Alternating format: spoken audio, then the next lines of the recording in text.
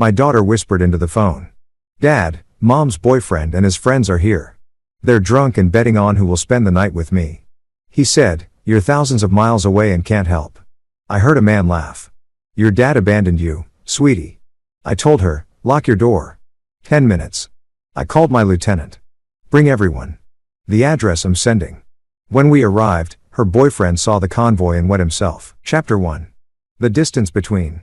Jeremiah Phillips stood at the edge of Camp Pendleton's shooting range. The Pacific wind carrying the sharp smell of gunpowder and sea salt. At 42, he carried himself with the practiced stillness of a man who'd learned long ago that economy of movement kept you alive. 20 years in the Marine Corps. The last 8 as a master sergeant leading force reconnaissance units had carved away everything soft from both his body and his mind. His phone buzz. A text from Emily, his 14-year-old daughter. Dad, can I come stay with you this weekend, please? Jeremiah felt a familiar ache in his chest. 3 years since the divorce and every message from Emily still felt like a lifeline thrown across an impossible distance. He typed back quickly. Of course, sweetheart, I'll pick you up Friday after school. He pocketed the phone and turned to find Kyle Holt as his second in command, watching him with knowing eyes. Kyle was 36, built like a linebacker with a mind sharp enough to have earned him a slot in intelligence if he hadn't preferred the field. Emily? Kyle asked. Yeah, wanna come out this weekend? 4th time this month. Kyle's tone carried no judgment, just observation. Everything okay? Jeremiah's jaw tightened. Christine says everything's fine, but Emily keeps asking to come here more and more. Your ex remarried? No, but she's been seeing someone for about 6 months. Guy named Shane Schroeder. Emily doesn't talk about him much. Kyle nodded slowly. Kids are smarter than we give them credit for. They know when something's wrong before we do. Yeah. Jeremiah watched the sun dip toward the horizon. That's what worries me. The divorce had been inevitable looking back. Christine Cooley, she'd taken back her maiden name within months. Had married a 22-year-old Marine fresh out of officer training. She'd been 20, working as a medical receptionist in Oceanside with dreams of starting a family and building a normal life. But normal was impossible with a man whose job description included infiltrate hostile territory and conduct direct action raids. Jeremiah had missed Emily's birth, trapped behind enemy lines in Helmand Province. He missed her first steps, her first day of school, countless Christmas mornings. He'd come home from deployments a stranger in his own house. Carrying shadows Christine couldn't see, and wounds he couldn't explain. The argument started small. Christine wanted him to leave the Corps, take a desk job, be present. Jeremiah tried to explain that being a Marine wasn't what he did. It was who he was. The compromise never came. The distance between them grew until it became a chasm neither could cross. When they finally signed the papers, Christine had been reasonable about custody. She knew Jeremiah loved Emily fiercely, even if he struggled to show it the way a civilian father might. Joint custody with Emily primarily living with Christine in Oceanside while Jeremiah took her every other weekend and throughout the summer. For 2 years, it worked. Then Christine met Shane Schroeder. Friday afternoon, Jeremiah pulled up outside Christine's house in his black Ford F-250. The neighborhood was middle class, comfortable, tract homes with small yards, basketball hoops in driveways, American flags on porches.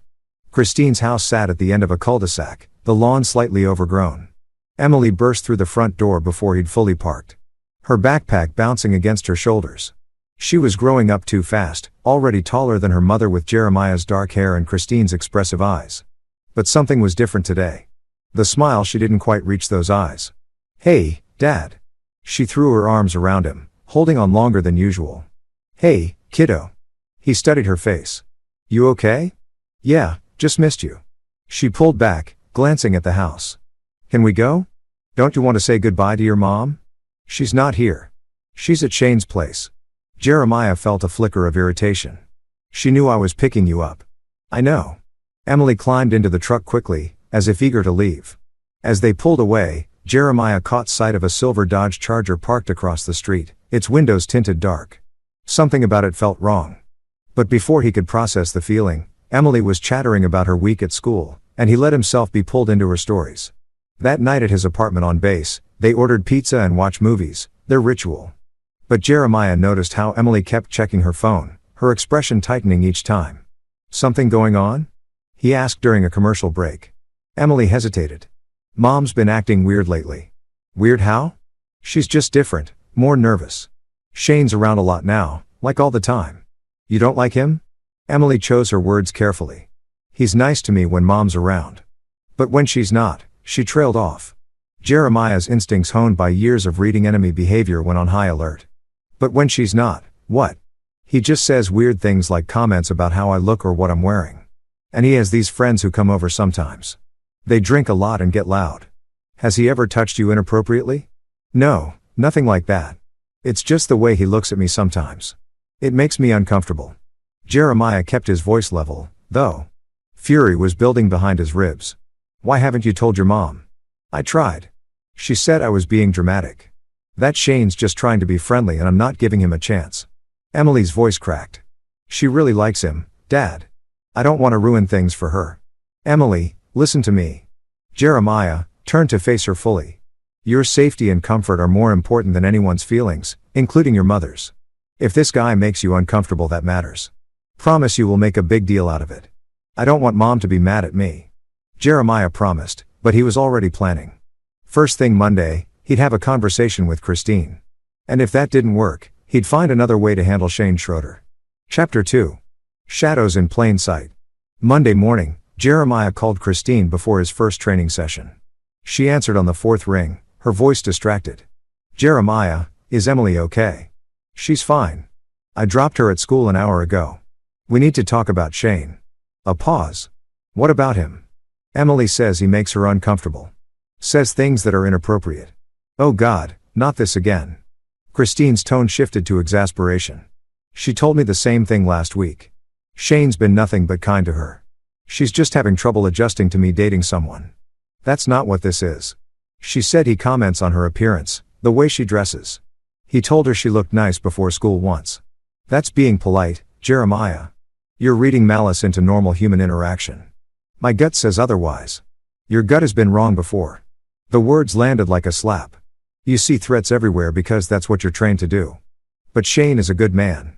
He works in automotive sales. He treats me well and he's been patient with Emily even though she's been cold to him. Jeremiah gripped the phone tighter. Just keep an eye on the situation. That's all I'm asking. I am her mother. I don't need you telling me how to protect my daughter. Christine hung up. Jeremiah stood there for a long moment staring at his phone. Then he opened a new message thread and typed a name. Thomas Faulkner. Tommy Faulkner was a staff sergeant in intelligence, a specialist in surveillance and information gathering. He was also someone who owed Jeremiah his life. Jeremiah had pulled him out of an ambush in Fallujah 7 years ago, taking shrapnel in the process. Need a favor? Personal matter? Got time for coffee? The response came within minutes. Always name the place. They met at a diner in Oceanside.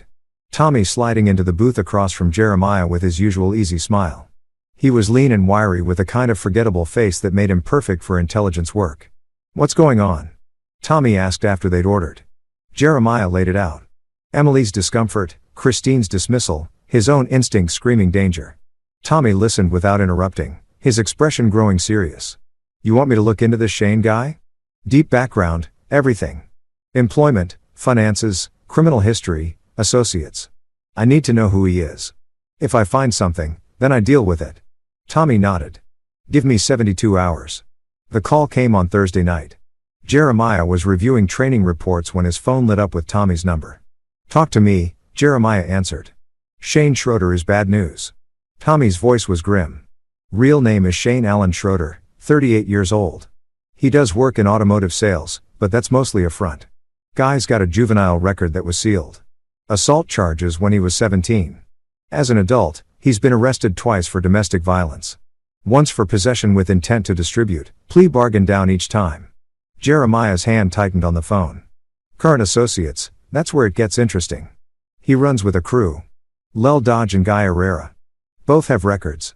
Dodge did time for armed robbery. Herrera for aggravated assault. They're not major players, but they're connected to some nasty people. Word is they're into small-time drug distribution. Maybe some loan sharking. And Christine has no idea. Apparently not. Shorter's good at playing normal. Keeps his criminal separate from his legitimate life. Tommy paused. There's more. I found something on his social media hidden pretty well, but it's there. Pictures of teenage girls. Nothing illegal by itself, but the way he talks about them in private messages. Tommy's disgust was palpable. The guy's a predator, Jeremiah. He gravitates toward single mothers with daughters. The world went very still. Send me everything. Already done. Check your encrypted email. Tommy's voice softened. What are you going to do? Whatever I have to. Jeremiah spent the next 2 days building a case. Tommy's information was damning, but he needed more. He needed something concrete enough to force Christine to see the truth. He reached out to Ross Russell, another member of his unit who had friends in local law enforcement. Ross was 34, methodical and patient with connections throughout Southern California's police departments. Can you give me current surveillance on Shane Schroeder? Jeremiah asked. Nothing official. Just see if any of your buddies in Oceanside PD are watching him. Ross made some calls. The answer came back within hours. Oceanside PD had Schroeder on their radar as part of a larger investigation into drug distribution networks, but didn't have enough for an arrest yet. They were building a case. They're moving slow, Ross reported, trying to work their way up the chain. Schroeder's a middleman, not the prize. How long until they move? Could be months, maybe longer. Jeremiah didn't have months. Emily was living in that house, exposed to Schroeder and his associates. Every day was a risk. He made a decision. Friday afternoon, he called Christine again. I have information about Shane you need to see, he said without preamble.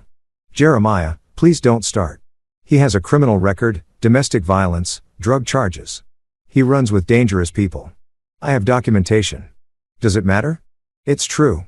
I can prove it. Silence. Then where did you get this? Does it matter? It's true. I can prove it. You had someone investigate him. Christine's voice rose. You had no right. I have every right when it comes to Emily's safety. You're paranoid and controlling. This is exactly why we got divorced. But there was uncertainty creeping into her voice now. Send me what you have. Jeremiah did.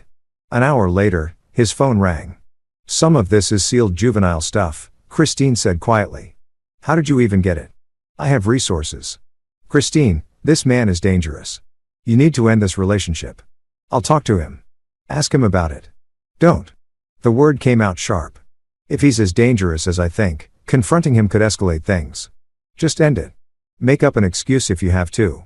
I can handle my own relationships, Jeremiah. Can you? Because from where I'm standing, you're putting our daughter at risk for a man you barely know. Christine hung up again, but this time Jeremiah thought he'd gotten through. He was wrong. Chapter 3. The call. Saturday morning. Christine sent Jeremiah a tour message. I talked to Shane. He explained everything. Old mistakes, bad influences, but he's changed. I believe him. Please stop interfering in my life. Jeremiah stared at the message in disbelief. Schroeder had talked his way out of it. Of course, he had. Predators were always charming, always had explanations. He tried calling. Christine didn't answer. He sent messages. No response. By Sunday, she blocked his number for everything except emergency contacts related to Emily. Kyle found him in the gym that evening working out his frustration on a heavy bag. You look like you're about to kill someone, Kyle observed. Jeremiah threw a combination jab, cross, hook that made the bag swing violently. Christine won't listen. Schroeder's got her convinced he's reformed. So, what's your play? I don't have one. I can't get a restraining order with what I have. It's all circumstantial. Can't prove immediate danger. All I can do is document everything and hope Christine sees sense before something happens. And Emily, she's supposed to come stay with me next weekend. I'll talk to her then. See if things have gotten worse. Kyle watched him throw another combination. You ever think about just taking her? Keeping her here every day. But that's kidnapping. I'd lose custody permanently. Probably end up in prison. Then Emily would be stuck there with no one to protect her. Systems, Kyle muttered. Yeah, Jeremiah. I hit the bag again. But it's the system we have. The week dragged. Jeremiah threw himself into work, leading his unit through complex training scenarios. But his mind was always partially elsewhere. He called Emily every night, listening carefully to the tone of her voice, searching for signs of distress. Thursday night, she sounded strained. Mom and Shane had a fight about you. What kind of fight? Shane said you were trying to ruin their relationship. That you were spreading lies about him. Mom defended him, but she seemed upset. Then some of Shane's friends came over and they all got drunk. I stayed in my room. Lel and Guy, how did you? Yeah, those guys. They're creepy. Dad, they stare at me. Listen to me carefully. Keep your door locked when they're there. If you feel unsafe at any point, you call 911 first, then you call me. Understand? You're scaring me. Good. I need you scared enough to be careful. Promise me, Emily. I promise. Friday evening, Jeremiah was in a planning session with his command when his phone buzzed. Emily's name on the screen. He excused himself and answered, "Hey, kiddo. I'm about to leave to pick you." "Dad." Her voice was barely a whisper. "Wrong. Everything about it was wrong. Dad, I need help." Jeremiah was already moving, heading for his truck. "What's happening?" "Mom went out. Shane's here with Lowell and Guy. They're drunk. Really drunk," and there her breath hitched. "They're talking about me," Shane said. He said, "Since I caused problems, I owe him. They're betting on who gets to spend the night with me." In my room, the world crystallized into perfect terrible clarity. Jeremiah's training took over, suppressing the rage, threatening to overwhelm him, channeling it into cold calculation. "Where are you right now?" "Bathroom. I locked the door. They don't know I called you." "Good girl. Listen, go to your bedroom. Lock that door. Push your dresser in front of it if you can. I need you to barricade yourself in." "Dad." Shane said, "You're thousands of miles away. That you can't help me." Her voice broke. "I heard one of them laugh. He said you abandoned me. I didn't abandon you and I'm 23 minutes away, but I need you to be strong for me. Can you do that?" "Yes." "Go lock yourself in." "I'm coming." He heard her moving. Heard the bathroom door open. Then a male voice in the background, slurred and ugly. "Where you going, sweetie?" "Party's just getting started." 10 minutes. Jeremiah told her, even though it was impossible. "Hold on for 10 minutes. He hung up and immediately called Kyle. "Get everyone, the whole unit. Christine's address right now." "What's happening?" "Emily is in immediate danger. 3 adult males intoxicated making sexual threats. I need overwhelming force." Kay didn't hesitate on it. 5 minutes. Jeremiah's next call was to Ross. "Contact your buddies at Oceanside PD. Tell them there's a sexual assault in progress at Christine Cooley's address. Tell them Schroeder and his crew are there. Tell them to roll every car they have." Done. Jeremiah was in his truck now. Engine roaring to life. He pulled his personal sidearm from the lock box under his seat. A 6-hour P226 he'd carried through 3 combat deployments. Check the magazine. 15 rounds, 1 in the chamber. He drove like hell, was chasing him, blowing through stop signs, hitting speeds that would have gotten him arrested if anyone had tried to stop him. His phone rang. "Kyle, we're rolling. 8 vehicles, 22 personnel, ETA to target. 6 minutes from now. I'll be there in 4. Wait for us, Jeremiah. Don't go in alone." "Can't promise that." Christine's quiet suburban street had never seen anything like the convoy that descended on it 4.5 minutes later. Jeremiah's truck led the way, followed by a procession of military vehicles, tactical trucks, personal vehicles, even a Humvee that Kyle had somehow requisitioned. 22 Marines in various stages of uniform, many still in workout clothes, all armed and looking like the wrath of God made flesh. Jeremiah barely had a truck in park before he was out, weapon drawn, moving toward the house. He could see light through the windows. Hear music playing too loud. Kyle appeared at his shoulder. "Slow down. We do this right. My daughter is counting on you to be smart. We go in hard, but we go in smart." Jeremiah took a breath. "Let the training reassert itself. Ross and Thomas, cover the back. Kyle, you're with me. Front door. Everyone else, establish a perimeter. No one leaves." They moved with practiced precision. Jeremiah reached the front door, tried the handle. Locked. He didn't bother knocking, just kicked it in. The frame splintering with a satisfying crack. The scene inside was exactly what Emily had described.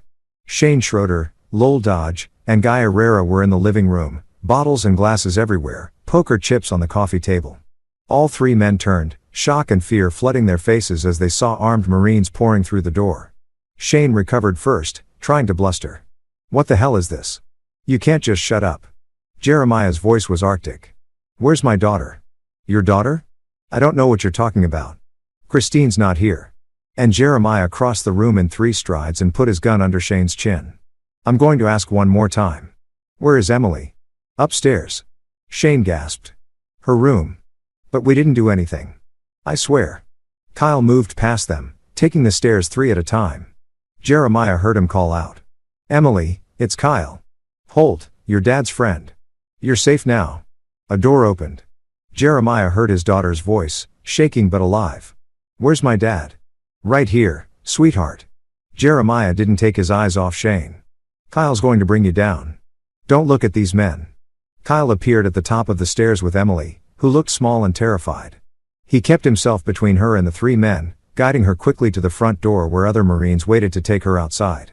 Only when she was out of the house did Jeremiah remove the gun from Shane's throat. He holstered it, then grabbed Shane by the shirt and hauled him to his feet. You made a mistake, Jeremiah said quietly. You threatened my daughter. You thought I was too far away that I couldn't touch you. You were wrong. Shane's earlier bravado was gone, replaced by genuine terror. Looking at Jeremiah's face, he saw his own death reflected back. Look, man, we were just drunk, just talking, we weren't going to actually. Jeremiah hit him. One punch, perfectly placed, breaking Shane's nose and dropping him to the floor. Blood poured down Shane's face as he curled up, whimpering. Get them out of here, Jeremiah told Kyle. Police are on the way. As if on cue, sirens wailed in the distance. Getting closer. Jeremiah walked outside to find Emily wrapped in a blanket someone had found, surrounded by protective Marines who were treating her like she was their own daughter. When she saw him, she broke free and ran into his arms. I knew you'd come, she sobbed into his chest. I knew it. Always, he promised, holding her tight. I'll always come for you.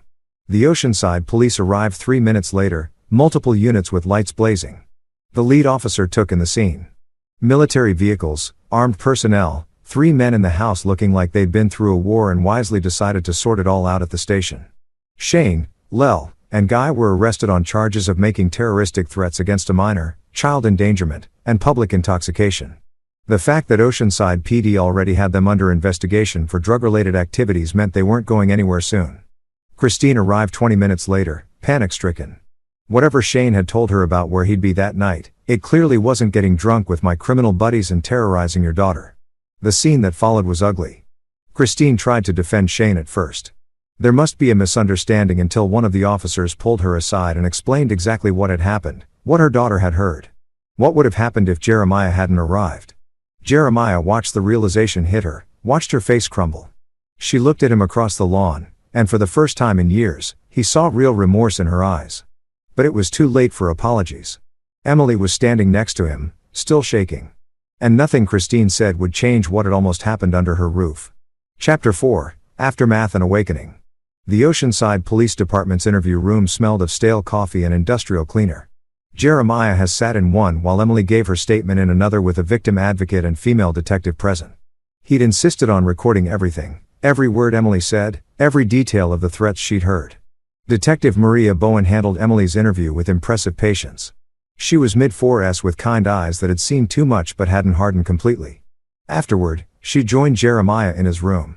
Your daughter's incredibly brave, Bowen said, sitting across from him. Her statement is detailed and consistent. Schroeder and his associates are looking at serious charges. Conspiracy to commit sexual assault of a minor, child endangerment, criminal threats. The DA is going to have a field day with this. What about the drug investigation? Ross mentioned. Bowen raised an eyebrow. How do you know about that? I have resources. She studied him for a moment. The investigation is ongoing. This incident might actually help us move faster. Schroeder and his buddies are in custody now, and their bail is going to be astronomical given the charges. While they're locked up, we can move on the drug angle without worrying about them running. Good. There's something else. Bowen pulled out a file. When we searched the house, we found Schroeder's phone. He wasn't smart enough to lock it before we arrived. Their messages, photos. This guy's been grooming your daughter for weeks. Nothing physical happened, but the intent was clear. He's done this before. Jeremiah felt ice in his veins before. We're pulling records from his previous relationships. 3 other single mothers, all with teenage daughters. Same pattern. Befriend the mother, slowly isolate the daughter, make inappropriate comments, escalate. One case, the daughter ran away rather than report what was happening. Another, the mother broke up with him before he could act. Your daughter's the first one who had the courage to call for help because she knew I'd come. You save her life tonight, Mr. Phillips. Bowen closed the file. But I'll be honest with you, what happens next is complicated. Your ex-wife is going to face questions about her judgment, possibly charges related to child endangerment for leaving Emily alone with these men. CPS will be involved. This is going to get messy. I want full custody. I'm not a family court judge, but if I were, you'd have it. Your ex-wife enabled this situation. Even if unintentionally, you stopped it. The courts will take that into account. Christine was in a different interview room and Jeremiah could hear her voice through the walls, defensive at first, then breaking down as the reality crashed over her. She'd been played, manipulated by a predator who saw her as a doorway to her daughter. When they finally let everyone go at 2 a.m., Christine approached Jeremiah in the parking lot. Her eyes were red from crying, her face haggard. "I didn't know," she whispered. "Jeremiah, I swear I didn't know. You didn't want to know. I told you he was dangerous. I gave you proof. You chose to believe him over me. Over Emily. He was so convincing. He had explanations for everything. He made me feel like I was being paranoid. That's what predators do, Christine. They gaslight. They manipulate. And you let him." She flinched. "What happens now?" "Now CPS investigates. Family court reviews custody and I make damn sure Emily never has to be afraid in her own home again. You're taking her from me. You lost her the moment you chose Shane Schroeder over your daughter's safety." Jeremiah started to walk away, then stopped. "I don't hate you, Christine, but I'll never trust you with Emily again. You're going to have to live with that." Emily stayed with Jeremiah that night, curled up on his couch under a Marine Corps blanket. He sat in a chair nearby, watching over her, his mind racing through everything that had happened. At dawn, Kay showed up with coffee and breakfast sandwiches. "How is she?" Kyle asked quietly. "Sleeping finally. Nightmares though. She woke up 3 times. She's going to need therapy. Already on it. I called a counselor who specializes in trauma. Former Navy psychologist. She's seeing Emily this afternoon." Kyle handed him a coffee. "The guys are asking about her. Want to know if she needs anything." Jeremiah felt emotion tighten his throat. His unit. These hard men who'd seen combat, who'd killed enemies and watched brothers die, were worried about his teenage daughter. "Tell them, thanks. Tell them she's alive because of them. They know. They also know you'd have gone in alone if you had to." "Damn right I would. Which is why we're never letting you go anywhere alone again." Kyle grinned. "You're stuck with us now. All 22 of us are Emily's unofficial uncle battalion." Despite everything, Jeremiah smiled. The next week was a blur of legal meetings, counseling sessions, and damage control. CPS interviewed Emily extensively, but concluded that Jeremiah's home was safe and appropriate. Christine underwent her own investigation and while she wasn't charged criminally, she was required to complete parenting classes and undergo a psychological evaluation. The family court hearing for emergency custody modification happened 8 days after the incident. Judge Marissa Russell, no relation to Ross, though the coincidence was noted, reviewed the case with a stern expression. "Mr. Phillips," she said, "your military record is exemplary. Your response to your daughter's emergency was appropriate and possibly life-saving. Miss Cooley, your judgment in this matter was catastrophically poor. I'm granting Mr. Phillips full physical custody of Emily, effective immediately. Miss Cooley, you'll have supervised visitation once weekly until such time as the court determines you've addressed the issues that led to this situation." Christine didn't fight it. She signed the papers with shaking hands. Her eyes never leaving Emily's face. Outside the courthouse, Emily hugged her mother. "I still love you, Mom, but I can't live with you anymore." "I know," Christine whispered. "I'm so sorry, baby. I'm so sorry." Shane Schroeder, Lel Dodge, and Guy Herrera remained in custody. Their bail set at $500,000 each, an impossible amount for men who dealt drugs and ran cons. While they sat in jail, Detective Bowen and her team worked the drug investigation. 2 weeks after the incident, Bowen called Jeremiah. "We moved on Schroeder's suppliers," she said. "Took down a distribution network operating out of Carlsbad. Seized $500,000 in drugs, arrested 14 people. Schroeder was the link we needed." "Is that going to stick?" "Oh, yeah. Federal charges now. DA's involved. Schroeder's looking at 10 to 15 years minimum. More if we can prove his involvement in a larger conspiracy. Add the charges related to Emily and he'll die in prison." Jeremiah should have felt satisfaction. He didn't. He felt empty. "He's not the only one." He said, "Bone, you said he'd done this before. What about those other girls? We're reaching out to them, building a pattern of behavior case. If they're willing to testify, they'll need protection, support, we're working on it." After hanging up, Jeremiah sat in his office staring at nothing. Emily was safe. Shane was go to prison. Justice, such as it was, would be served. But it didn't feel like enough. That night, Tommy Fulner stopped by with a six-pack and concern in his eyes. "You look like shit," Tommy observed. "Thanks, Emily. Doing better getting there. She has nightmares. Doesn't like being alone, but she's tough. She'll come through this." And you, Jeremiah, took a long pull of beer. I keep thinking about what almost happened. If she hadn't called, if I'd been on deployment, if I'd hesitated for even a minute. But you didn't. You acted. You saved her this time. But what about all the other girls Schroeder targeted? What about the ones who didn't have someone like me to call? The system's supposed to protect them, Tommy. It failed. The system's broken. We both know that. So, what do we do about it? Tommy was quiet for a moment. What are you asking me? I'm asking if justice is enough. Schroeder goes to prison eventually, but the guys above him, the network that enabled this, they're still out there, still operating.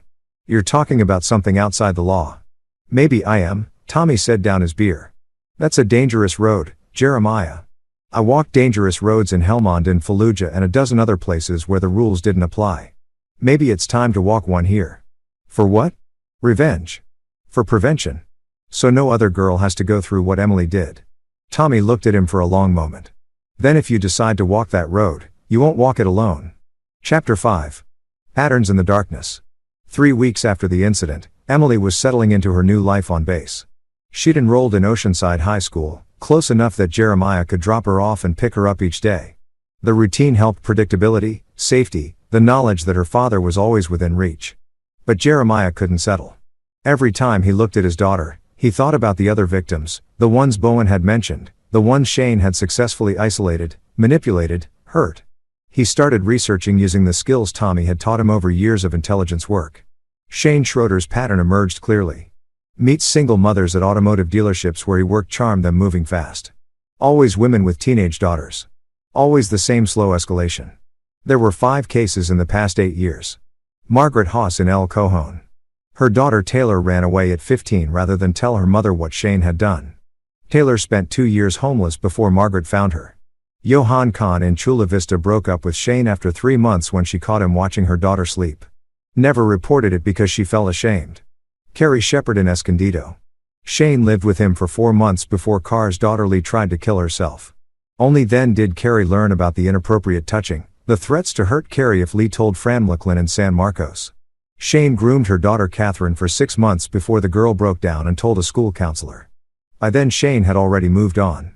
Christine Cooley in Oceanside Emily 5 families, 5 traumatized girls, and those were just the ones Jeremiah could find. How many others had there been? How many that never came to light? Detective Bowen was building a case, but it was slow. The earlier incidents were years old. Evidence was scarce and the victims were reluctant to come forward. Some had moved away, tried to escape the memories. Others simply wanted to forget. It's not enough for additional charges. Bowen admitted when Jeremiah pressed her. Shane will go down for what he did to Emily and the drug charges, but the other girls, their cases are too old, too circumstantial. So, he gets away with it. He's going to prison. Mr. Phillips, that's not getting away with it. It's not enough. Bowen's eyes hardened. I understand your anger, but vigilante justice isn't justice. It's just more violence. Jeremiah said nothing. But he heard what she didn't say. Don't do anything stupid. Too late. He was already planning. The problem was simple. Shane Schroeder was a symptom, not the disease. He'd operated with impunity for years because he understood the system's weaknesses. Predators like him always did. They knew how to pick vulnerable targets, how to isolate them, how to exploit the gaps between law enforcement's jurisdiction and family court's authority. But Shane wasn't working entirely alone. The drug investigation had revealed a larger network, suppliers, distributors, money launderers, and Tommy's digging had uncovered something more interesting. Several of Shane's associates were also targeting single mothers and their children.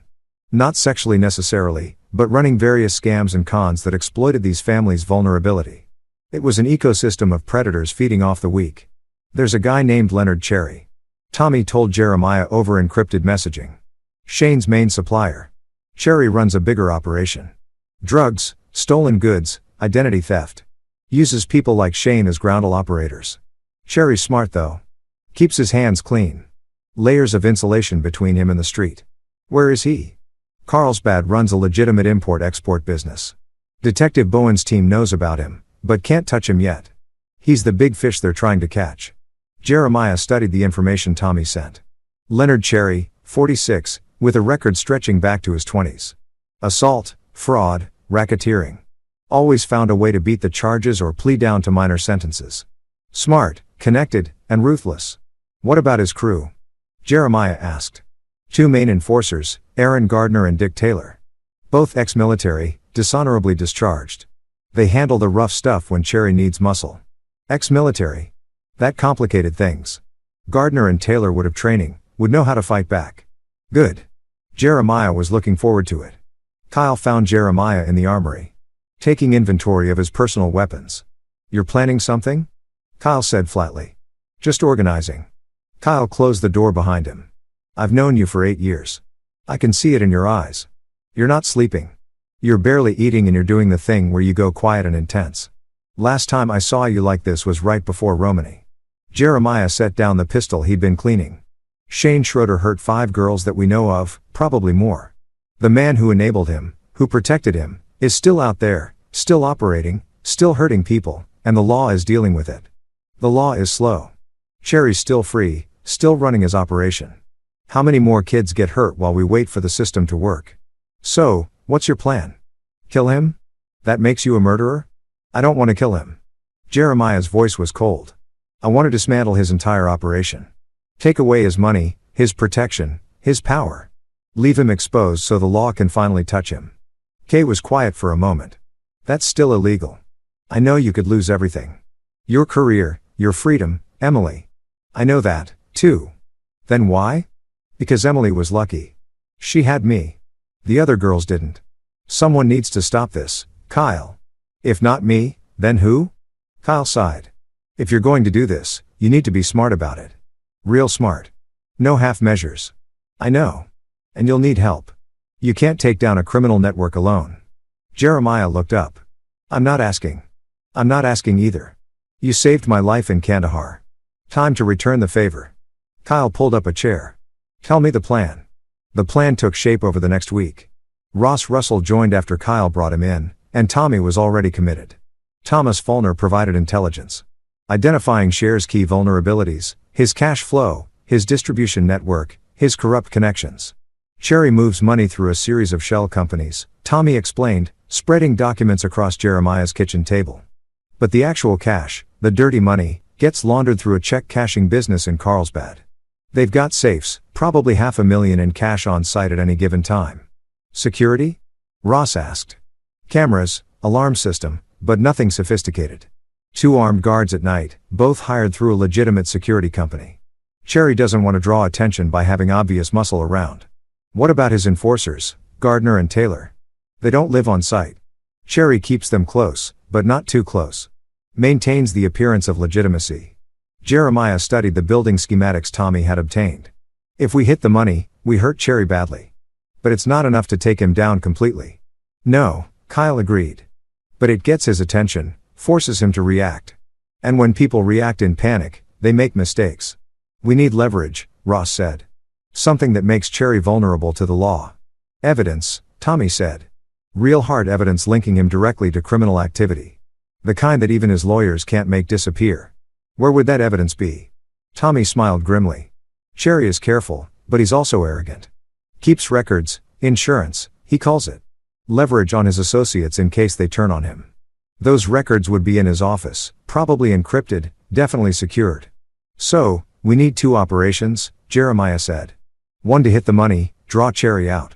Another to get into his office and extract the evidence. That's risky, Kyle warned. 2 operations means twice the exposure, twice the chance of something going wrong. I know, but if we do this, we do it right. We don't just hurt Cherry, we end him. The planning became more detailed. Jeremiah divided his team.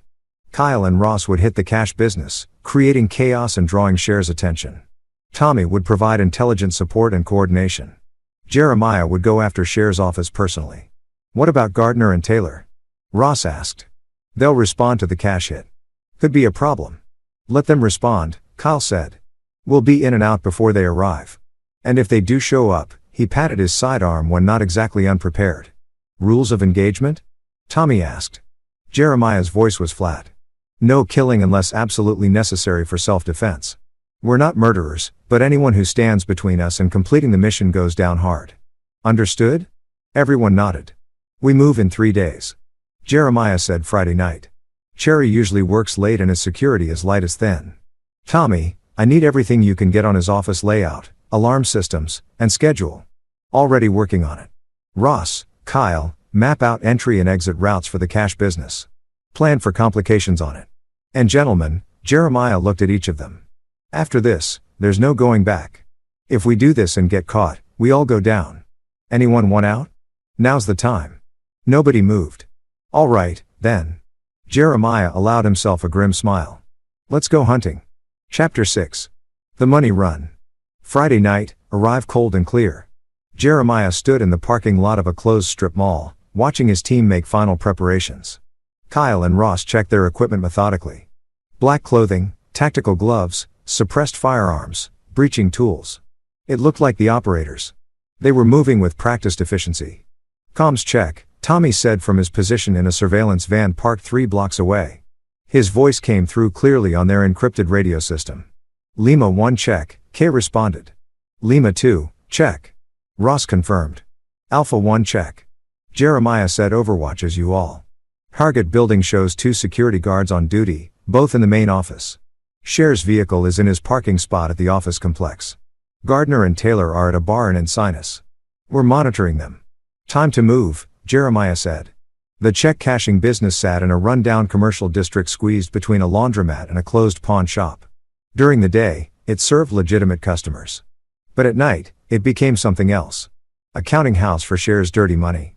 Kyle and Ross approached from different angles. Using shadows and blind spots to avoid the security cameras Tommy had identified. The alarm system was sophisticated, but not military grade. Ross produced a bypass device, technically illegal, practically invaluable, and attached it to the external junction box. Alarms looped, Ross whispered. System thinks everything's normal. They moved to the rear entrance. Kyle examined the lock, then pulled out a slim pick set. 30 seconds later, the door opened silently. Inside, the smell of old coffee and paper money. They moved through the back hallway, clearing rooms with practiced precision. The building was small. Main customer area, office, and back room where the real business happened. The security guards were watching a movie in the office, feet up, completely complacent. They never saw Kyle and Ross coming. 2 suppressed shots each, beanbag rounds, non-lethal, but devastating. The guards went down hard, unconscious before they hit the floor. Targets neutralized, Kyle reported. Searching for the safes. Back room, northwest corner, Tommy directed. Cherry has 2 safes. One's a decoy. The real one is built into the floor under the desk. They found it exactly where Tommy said. The safe was serious. A steel water 24 gun safe, probably weighing 500 pounds with a combination lock that would take hours to crack properly. Ross pulled out a different tool. A thermalance. This is going to be loud. Do it fast, Jeremiah said over the radio. He was 3 miles away watching Cher's office building. I'm moving on the office in 2 minutes. Ross fired up the thermalance. The cutting torch burned at over 5,000 degrees, eating through the safe steel like butter. Sparks flew. Smoke filled the room, and the noise was tremendous, but it worked. 3 minutes later, the safe door swung open. Inside, stacks of cash rubber banded and organized. A lot of cash. Jackpot. Kyle breathed. Tommy, you were right. Got to be $500,000 here. Pick it all. Jeremiah ordered. Load it in the vehicle. You got maybe 5 minutes before someone responds to the noise. Jeremiah approached Cherry's office building from the south. Staying in shadow. The office complex was mostly empty at 11 p.m. A few cars in the lot, a few lights on, but nothing unusual. Cherry's import-export business occupied the entire 3rd floor. Tommy had mapped it obsessively. Cherry's private office, conference room, record storage, and a reception area. Security was lighter here than at the cash business. Cherry relied on subtlety at the office. Brutality on the street. Jeremiah entered through a service entrance Tommy had identified, bypassing the front security cameras. The alarm system yielded to Tommy's bypass codes, and Jeremiah was inside within 90 seconds. Alpha 1 is in, he reported quietly. Copy that, Tommy responded. Cherry's in his office, door closed. No movement on other floors. Gardner and Taylor just left the bar. They're heading toward the cash business. How long until they arrive there? 12 minutes. Give or take. Kyle Ross, you copy that? We're loading the last of it now. Kyle said, strain evident in his voice. 2 more minutes and we're mobile. Make it 1 minute. Jeremiah moved through the darkened office complex like a ghost. Years of practice in far more dangerous environments made this almost easy. He reached Cherry's office and paused outside the door listening. Cherry was on the phone, his voice carrying through the walls. I don't care what your excuse is. The shipment was supposed to arrive yesterday. Get it sorted or find a new supplier. Jeremiah tested the door. Locked, but it was an interior office lock designed for privacy, not security. He slipped a pick into the mechanism and felt the tumblers give way. Cherry was at his desk, back to the door, still arguing on the phone. He was a big man, 6'2", maybe 250 pounds, with the build of someone who'd been strong once, but had let it go soft. His desk was immaculate, laptop open, papers organized precisely. Jeremiah waited for Cherry to hang up, then stepped inside and closed the door behind him. The soft click of the door made Cherry spin around. His face went from annoyance to confusion to fear in rapid succession. Who the hell are you? Cherry's hand moved toward a desk drawer. Don't. Jeremiah's voice was soft but absolute. His hand rested on the holstered weapon at his side, not quite drawing it, but making the threat clear. Hands where I can see them. Cherry raised his hand slowly. His fear was being replaced by calculation. Jeremiah could see it happening. The predator's mind working through scenarios. You're making a mistake, Cherry said. Do you have any idea who I am? What I can do to you? I know exactly who you are, Leonard. You're a predator who preys on vulnerable families. You enable men like Shane Schroeder. You profit from other people's misery. Recognition flickered across Cherry's face. You're the military guy, the one who messed up my Oceanside operation. That's right. I'm Jeremiah Phillips and I'm here to shut you down. You think you could just walk in here and your cash business is being robbed right now? $500,000 gone. Your enforcers are about to arrive at an empty building. And I'm here for something more valuable than money. Cherry's composure cracked. What? Your insurance files? The records you keep on your associates. All the evidence you've been collecting, thinking it makes you safe. You'll never find them. I don't have to find them. You're going to give them to me. Cherry laughed, but it was forced. Or what? Jeremiah pulled out his phone and showed Cherry a photo. The inside of the safe, the money being loaded into bags. Or I'll make sure everyone knows you let this happen. How long do you think your associates will trust you after they find out $500,000 just disappeared? How long before they start wondering if you stole it yourself? The blood drained from Cher's face. You can't. Already did. Now the files. You have 30 seconds before I walk out of here and make sure this goes sideways for you in every possible way. Cherry's hands trembled as he opened the laptop, typed in a password, and navigated to an encrypted folder. These files go public, people die. My people, your people. Doesn't matter. Good thing they're not going public then. They're going to the DEA, the FBI, and Detective Maria Bowen at Oceanside PD. Let the law sort through your insurance policy. You're insane. You think this makes you a hero? No. It makes me a father who's had enough. Jeremiah plugged in a USB drive. Download everything. Cherry hesitated, then complied. The progress bar crept across the screen. Files transferring damning evidence copying over financial records, names, addresses, text conversations, photographs. Everything Cherry had collected over years of operating in the shadows. Done, Cherry said finally. Jeremiah pulled the drive, pocketed it. Now the hard drive. What? Take out. I'm not leaving any copies behind. Cherry's jaw tightened, but he obeyed, extracting the hard drive and handing it over. Jeremiah dropped it on the floor and stomped it into pieces. Alpha 1 to all units, he said into his radio. Package acquired, SFIL in 2 minutes. Lima team is clear, Kyle responded. En route to Rally Point. Overwatch shows Gardner and Taylor at the cash business, Tommy added. They're inside now. Not happy. Jeremiah looked at Cherry. You're going to sit here for the next 10 minutes. Don't call anyone. Don't move. Because if you do, I'll make sure the files go to the press instead of law enforcement. Your criminal empire will eat itself alive. This isn't over. Cherry snarled. You're right about that. But it's over for you. Jeremiah headed for the door. Enjoy the time you have left. It's not much. Chapter 7. The trap closes. Detective Bowen's phone rang at 7:00 a.m. Saturday morning. She answered groggy, not recognizing the number. Detective, this is Jeremiah Phillips. She sat up, instantly awake. Mr. Phillips, what can I do for you? Check your office email. I've sent you something important. What kind of something? Evidence. Everything you need to take down Leonard Scher's operation. Financial records, communications, witness testimony, connections to over 30 criminal enterprises. It's all there. Bowen was already moving, pulling on clothes. Where did you get this? Does it matter? It matters if I can't use in court.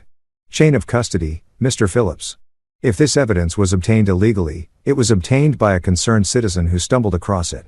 An anonymous tip, detective, that's all you need to know, Jeremiah. Her voice hardened. What did you do?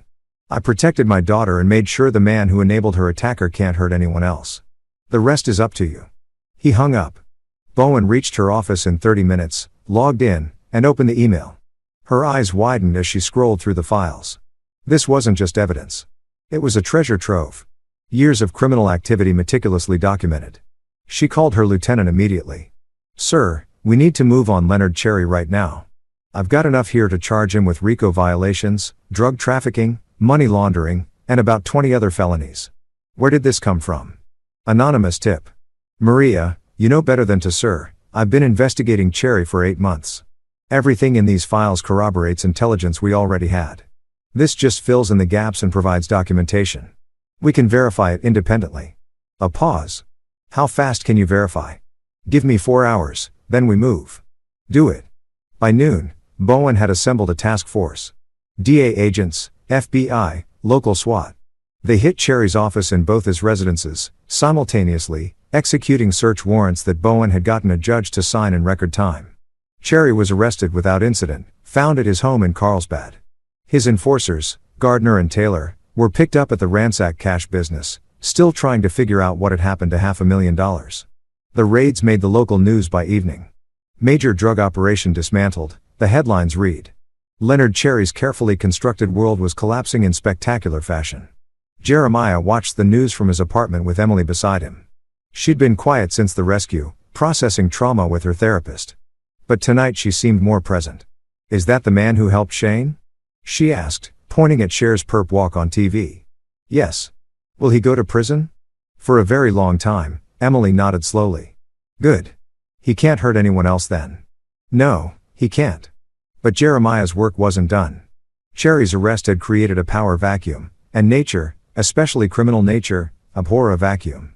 With Cherry gone, his associates were scrambling, trying to figure out what had happened to the money, who had betrayed them, whether the evidence had their names on it. Most importantly, Shane Schroeder was still in jail, awaiting trial, and Jeremiah wanted to make sure that trial went exactly as planned.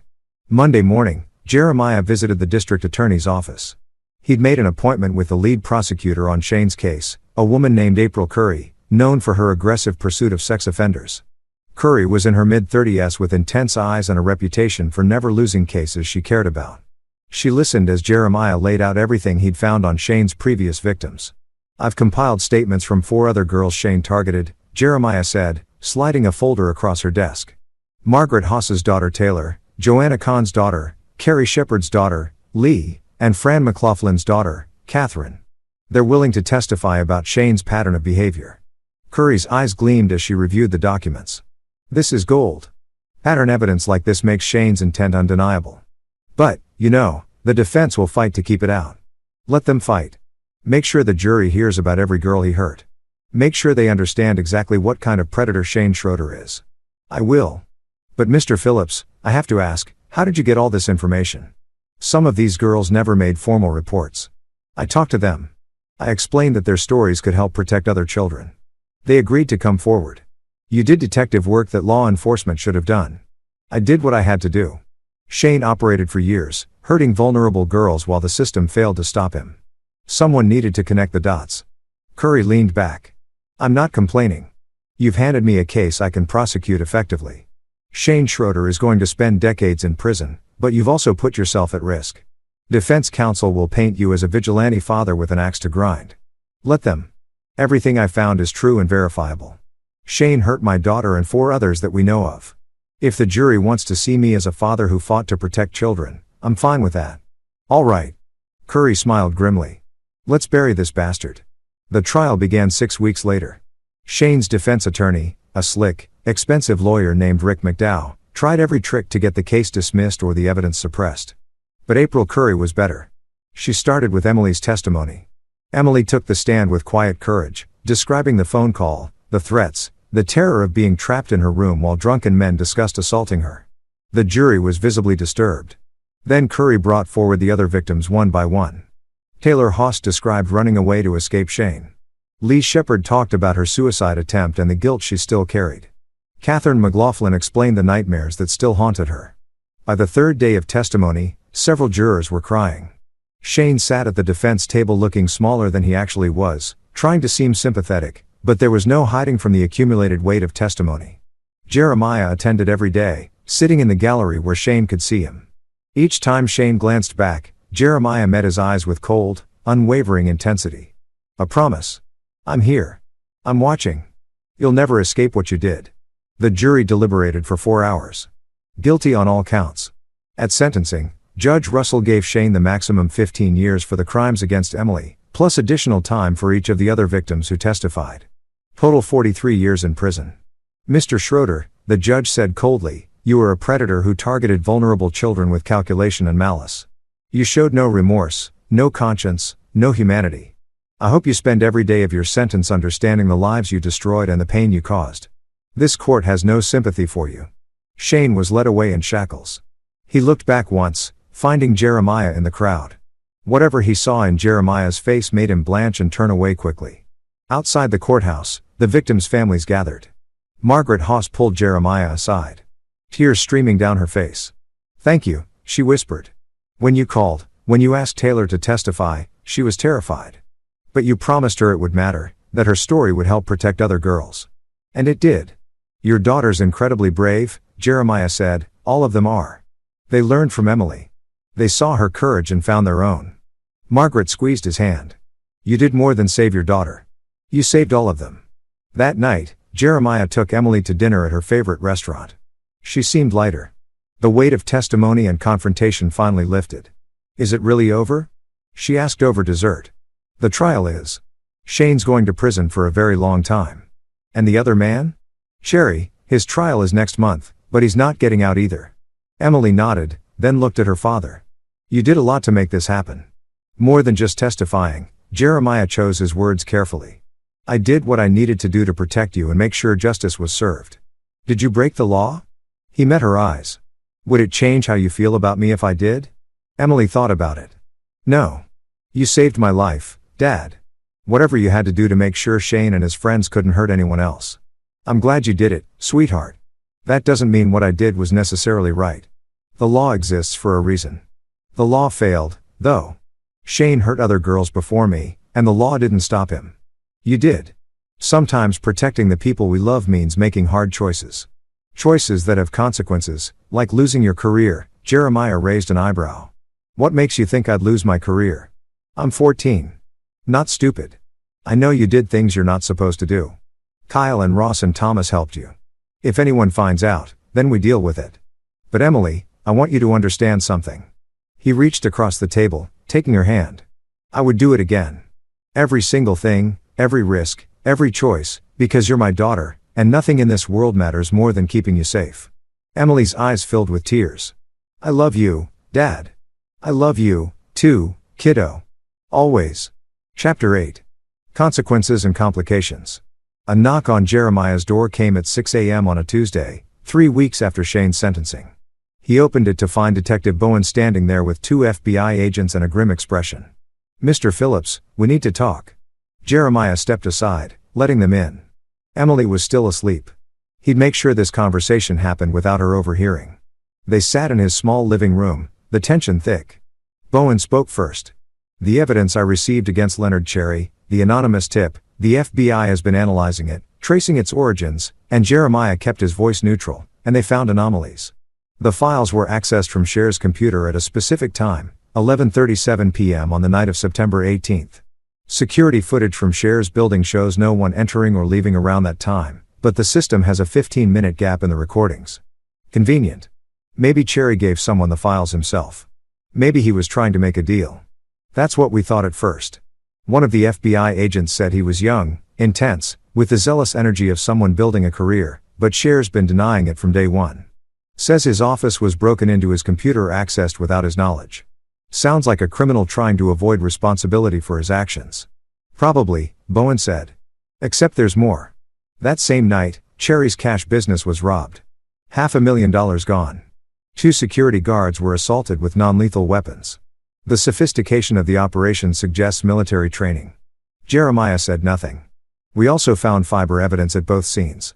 The other FBI agent said she was older, more seasoned, watching Jeremiah with calculating eyes. Fabric consistent with military-era tactical clothing. And at the cash business, we found a single fingerprint on one of the shell casings from a bean background. Partial print. Not enough for a match by itself, but interesting. Interesting how? Because it's consistent with someone who has military experience, who knows how to operate in high-stress environments, who would have access to specialized equipment. Bowen leaned forward. Jeremiah, I'm going to be direct. We think you and members of your unit conducted an illegal operation against Leonard Scher's businesses. We think you stole the evidence you gave me. And we think you committed multiple felonies in the process. Can you prove any of that? Not yet. The older FBI agent admitted. But we're building a case. We've interviewed your unit members, checked their alibis, reviewed their movements. So far, everyone's story checks out, but maybe a little too perfectly. Sounds like you have a theory, but no evidence. Evidence can be developed. The younger agent's voice had an edge.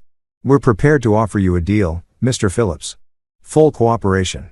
Tell us everything that happened, and we'll recommend reduced charges. Probation instead of prison time. That's generous, considering you just admitted you have no proof I did anything wrong. We'll get the proof, the agent said. It's just a question of time.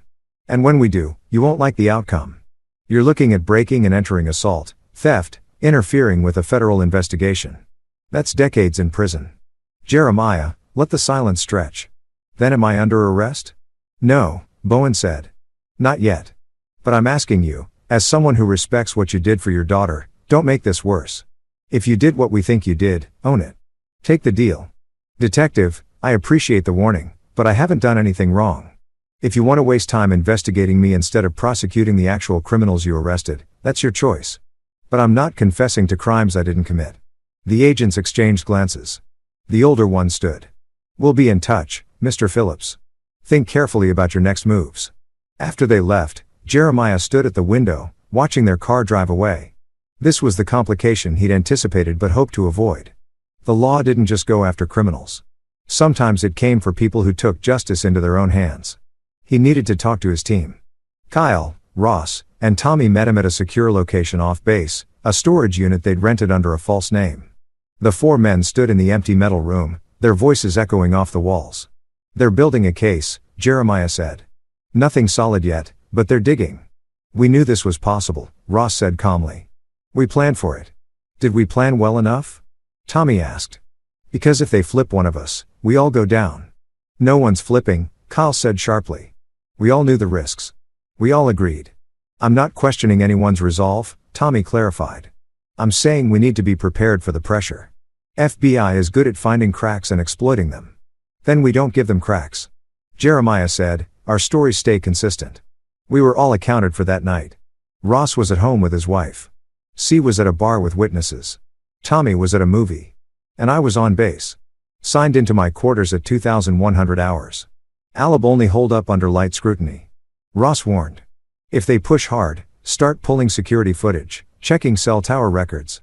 They won't find anything. We were careful. No phones during the operation. Cash-only transactions. Vehicles rented under false identities. We did this right. What about the evidence we turned over? Kyle asked if they trace how those files were accessed. The files show Scher's own negligence.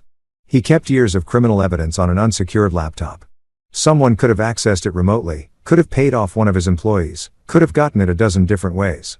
They can't prove it was us unless we admit it. So, we stay silent, Tommy said. We stay silent, Jeremiah confirmed. No matter what pressure they bring, no matter what deals they offer. We did what we did because it was necessary, and we protect each other now. But the FBI wasn't done. Over the next month, the pressure intensified. Agents interviewed Emily, asking if her father had seemed different around the time of the robbery, if he'd been gone unusual hours, if he'd mentioned anything about Cherry. Emily, smart, brave Emily, gave them nothing. My dad works long hours. He's a Marine. I don't know what he does every minute. They interviewed Christine, who'd completed her court-ordered therapy and was slowly rebuilding her relationship with Emily through supervised visits. She had no useful information. Jeremiah had kept her completely separate from his plans. They even tracked down Margaret Haas and the other victims' families, looking for connections for signs that Jeremiah had done more than just encourage testimony. Nothing stuck. Every lead dead-ended, every witness was consistent. Every alibi held. But Jeremiah knew the investigation wasn't over. The FBI had resources, patience, and institutional stubbornness. They'd keep digging until they either found something or got reassigned to more pressing cases. The question was, which will happen first? The answer came from an unexpected direction. 6 weeks after the initial FBI visit, Leonard Scher's trial began. April Curry had been tapped to co-prosecute alongside federal attorneys, and the evidence was overwhelming. But during the trial, something broke. Aaron Gardner, one of Scher's enforcers, took a plea deal. In exchange for reduced charges, he agreed to testify about Scher's operations, including information about the robbery. Cherry was certain it was an inside job, Gardner testified. He thought someone in his organization betrayed him, but then he got paranoid, started thinking it was the military guy. The father of that girl, Shane, threatened. Did Mr. Cherry have proof of that? The prosecutor asked. No, just suspicion. But Cherry wanted revenge. He talked about going after Phillips, hurting his daughter to make him pay. The courtroom erupted. The judge called for order, but the damage was done. Cherry's defense attorney tried to walk it back, but the jury had heard enough. More importantly, so had Detective Bowen. She showed up at Jeremiah's apartment that evening alone this time. I shouldn't be here, she said without preamble. What I'm about to tell you could end my career. Then don't tell me. Cherry planned to hurt Emily. We found communications plans. He was going to wait until after his trial, but he was serious. Jeremiah felt ice in his chest. Where did you learn this? Gardner's testimony today opened new investigative avenues. We searched Cherry's property again, found encrypted messages on a burner phone. Bowen's expression was troubled. If you hadn't moved when you did, if you hadn't taken down Scher's operation, I think Emily would have been in real danger. You're telling me I should feel justified. I'm telling you that sometimes the law is too slow. Sometimes the system fails, and sometimes people like you have to do what we can't. She pulled out a folder. The FBI's investigation into the robbery is being closed. Lack of evidence, insufficient leads, better allocation of resources to other cases. Just like that, the special agent in charge got a call from someone high up. I don't know who, don't want to know, but someone with authority made the call that prosecuting you wasn't in the public interest, that you saved lives, prevented further crimes, and that pursuing charges would be a waste of taxpayer money. Jeremiah stared at her. Why are you telling me this? Because you need to understand something. You got away with it this time. But there are people watching you now. If you ever step over that line again, if you ever take the law into your own hands, you won't be so lucky. The next time you go to prison, are we clear, Crystal? Bowen turned to leave, then paused. For what it's worth, I'm glad you did it. Emily's safe because of you. Those other girls got justice because of you. Cherry's in prison because of you. The world's a better place. But don't do it again. I won't have to. The people who threatened my daughter are gone. Good. She opened the door. Take care of that girl, Jeremiah. She's special. I know. Chapter 9. New beginning. Leonard Cherry was convicted on all federal charges and sentenced to 48 years in prison without possibility of parole. His criminal network collapsed completely. Dozens of associates arrested as the evidence Jeremiah had provided led to a cascade of investigations and prosecutions. Shane Schroeder served 2 years in general population before another inmate. A father whose own daughter had been molested found out why Shane was there. Shane ended up in solitary protective custody where he'd spend the rest of his sentence alone with his thoughts.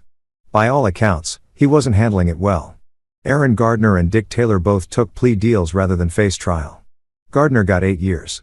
Taylor got 12. Lowell Dodge and Guy Herrera, Shane's drinking buddies who participated in the threats against Emily, received 10 years each for child endangerment and conspiracy. The legal system, slow as it was, had worked in the end. But it had needed a push, a catalyst, someone willing to risk everything to make sure justice actually happened. 6 months after the trial, Jeremiah stood on the beach at Sunset Cliffs, watching Emily laugh with some new friends she'd made at school. She'd adjusted remarkably well, working through her trauma with a skilled therapist and finding strength she hadn't known she had. Kyle joined him. Both men in civilian clothes, enjoying a rare day off. She looks good, Kyle observed. She's getting there. Still has nightmares sometimes. But she's healing. And you, Jeremiah, consider the question. I'm okay.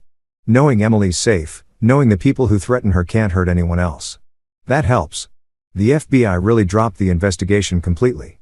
Someone high up made a call. I don't know who, and I'm not asking. Kyle smiled slightly. Probably someone with stars on their collar who appreciates Marines protecting their families. Probably. They stood in comfortable silence for a moment. Then Kyle asked, any regrets about what we did? No, I'd do it again in a heartbeat. Jeremiah paused, but I'm grateful it worked. If we'd been caught, Emily would have lost both parents, Christine to her own poor judgment, me to prison. We weren't caught because we were smart, because we planned well, and because we had each other's backs. That's what Marines do. Simplify, Jeremiah said quietly. Simplify. The following week, Jeremiah received an unexpected visitor, Christine. She completed her court-ordered therapy and parenting classes, and her supervised visits with Emily had been going well. But this visit wasn't about Emily.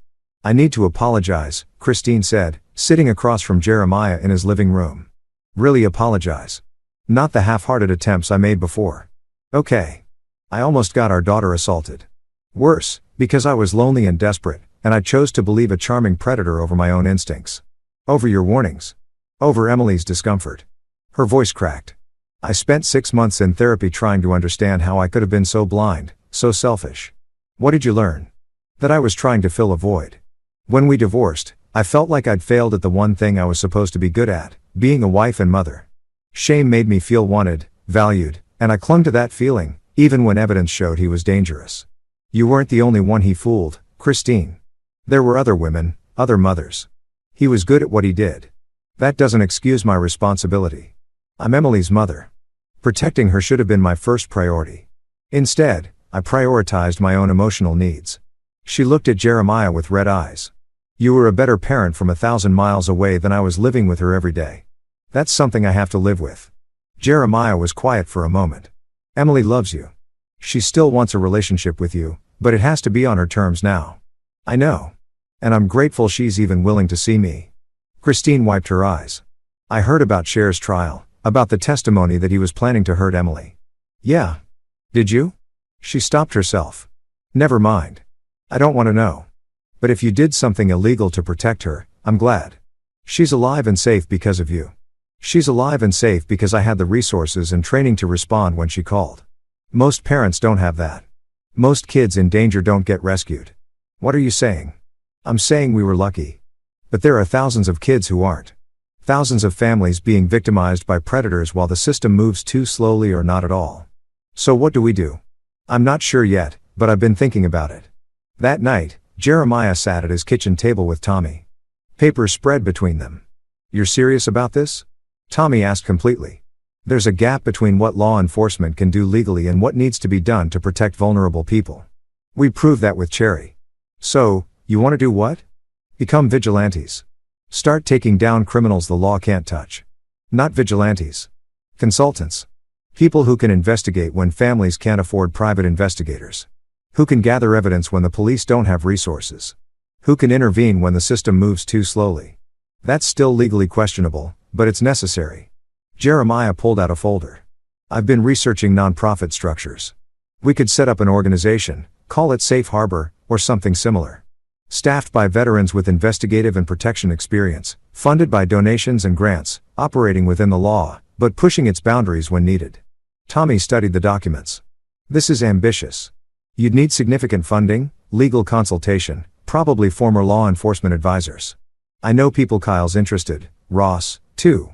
You'd be vital for the intelligence side. We could help families like Margaret Haas who didn't know how to protect their daughters from predators. We could identify threats before they escalate. It could work, Tommy admitted. But it's risky. You'd be under constant scrutiny. I don't care. Emily's safe now, but there are other Emily out there. Other families being exploited. If we can help even a few of them, it's worth it. Tommy smiled slowly. You know what? Count me in. When do we start? As soon as we can get the paperwork filed. 3 months later, Safe Harbor officially launched. The nonprofit's mission was clear. Provide investigative and protective services to families facing threats from predators, abusers, and criminals. When traditional law enforcement couldn't move fast enough, the organization operated carefully within legal boundaries most of the time. They gathered evidence, built cases, and turned them over to authorities. But when the law failed, when time was critical, when a child was in immediate danger, they were prepared to do more. Their first case came from a woman named Lisa Childs, whose 13-year-old daughter was being stalked by an online predator. The man had been grooming her for months, building trust, planning to lure her away. Police knew about it, but couldn't act until he actually attempted something criminal. Safe Harbor investigated, identified the predator, and provided evidence to law enforcement that resulted in an arrest before he could hurt Lisa's daughter. In gratitude, Lisa told other parents about the organization. Word spread. Within a year, Safe Harbor had helped protect 17 children, assisted in the prosecution of 8 predators, and disrupted 3 criminal operations targeting vulnerable families. It wasn't enough. There were always more victims, more predators, more families in need. But it was something. It was growing. 2 years after Emily's rescue, Jeremiah stood in Safe Harbor's small office, looking at the wall of photos. Families they'd helped, kids they'd saved. Emily stood beside him, now 16 and stronger than ever. "You did this because of me," she said softly. "I did this because of all of us. You, the other girls, Shane Hurt, every family that suffers because bad people exploit the system's weaknesses. Are you happy, Dad?" Jeremiah considered the question. He'd left active duty with the Marines, taking an honorable retirement to focus on Safe Harbor. He'd sacrificed his military career. The only life he'd known for 2 decades.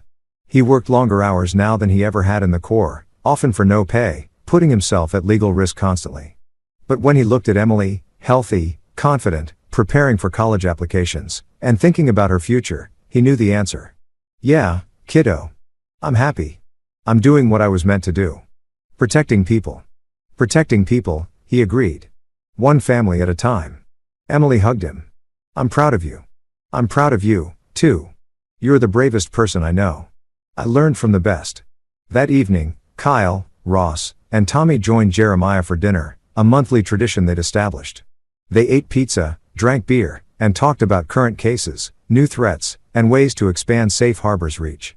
"We got a call from a woman in Arizona. Ross said her ex-husband is part of a militia group making threats. Local cops are sympathetic to the militia. Won't investigate. We don't operate in Arizona," Jeremiah pointed out. "Not yet," Kyle said. "But maybe we should. Safe Harbor could expand, set up regional offices. That requires funding we don't have. What if we had a fundraiser?" Tommy suggested. "Tell Safe Harbor's story. How we got started, what we've accomplished. People respond to narratives. People also respond to results." Ross added. "Every family we help tells 10 more families. Word of mouth is powerful." Jeremiah nodded slowly. "Okay, let's explore expansion, but carefully. We can't lose sight of our mission protecting kids and families. Everything else is secondary." "Agreed," they said in unison. Later that night, alone in his apartment, Jeremiah received a text from an unknown number. "Thank you for what you do. My daughter is safe because of your organization. We'll never forget." It was the 3rd such message that week. Families they'd helped expressing gratitude anonymously, afraid to associate publicly with an organization that sometimes operated in moral gray areas. Jeremiah saved the message, adding it to a folder of similar texts and emails. On hard days when the work felt overwhelming. When he questioned whether any of it mattered, he'd read through them. Every life saved, every family protected, every predator stopped. It mattered. He looked at a photo on his desk. Emily at her last birthday, blowing out candles, surrounded by friends and happiness. The girl who whispered desperately into a phone, "Dad, I need help," was gone. In her place was a young woman who knew her father would always come for her no matter what. And if other families needed that same certainty, that same protection, Safe Harbor would be there. Always. Epilogue. 5 years after that terrifying phone call, Emily Phillips graduated from UC San Diego with a degree in social work. During her valedictory speech, she spoke about resilience, about finding strength in trauma, about the importance of protecting vulnerable people. She mentioned Safe Harbor, though not by name, and the work her father did to help families in crisis. She called on her fellow graduates to find their own ways to make the world safer, kinder, more just. Jeremiah watched from the audience, surrounded by Kyle, Ross, Tommy, and Christine, who'd rebuilt her relationship with Emily slowly, and earned back some measure of trust. His daughter had survived, thrived, and found purpose in her trauma. She was going to be okay, better than okay. She was going to be extraordinary. After the ceremony, as Emily posed for photos with friends, Jeremiah's phone buzzed. A new case. A mother in San Marcos whose daughter was being groomed by her basketball coach. Emily saw him, checked the phone, saw his expression change to focused intensity. You have to go, she said, understanding immediately. I do, but Emily, I know, Dad. Go. Someone needs you. She kissed his cheek. Save them like you saved me. Jeremiah hugged his daughter one more time, then headed for his truck. Kyle, Ross, and Tommy fell in beside him, already pulling up case details on their phones, already planning. They had work to do. Families to protect, predators to stop. It was what they did, what they would always do. Because somewhere a child was in danger. And unlike so many others, this child would be saved. Not because the system worked, but because someone cared enough to make it work.